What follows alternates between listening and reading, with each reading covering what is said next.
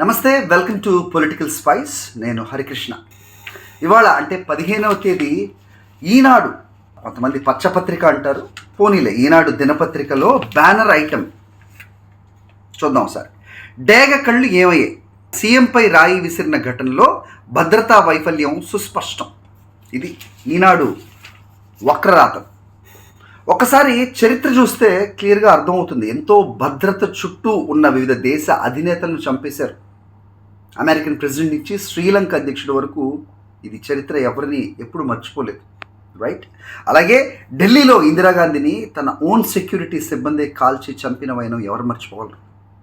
అలాగే రాజీవ్ గాంధీని శ్రీపెరంబదూరులో భారీ భద్రత నడుమ అశేష జనం మధ్య, పెద్ద సంఖ్యలో వచ్చిన జనం మధ్య ఏ విధంగా బాంబ్తో సూసైడ్ బాంబర్ పేల్చేశారో కూడా మనందరికీ తెలిసిందే. అలాగే అలిపిరిలో నాడు ముఖ్యమంత్రిగా ఉన్న ప్రస్తుత ప్రతిపక్ష నేత, ఈ వార్తాపత్రిక స్ఫూర్తిదాత చంద్రబాబు నాయుడిని క్లోమోర్ మైన్స్ పెట్టి ఏ రకంగా హత్యకి కుట్ర పన్నారు, ఏ రకంగా హత్య ప్రయత్నం చేశారు, దాని నుంచి ఆయన ఏ రకంగా బయటపడ్డారు, ఇవన్నీ కూడా చరిత్ర ఎప్పటికీ మర్చిపోదు.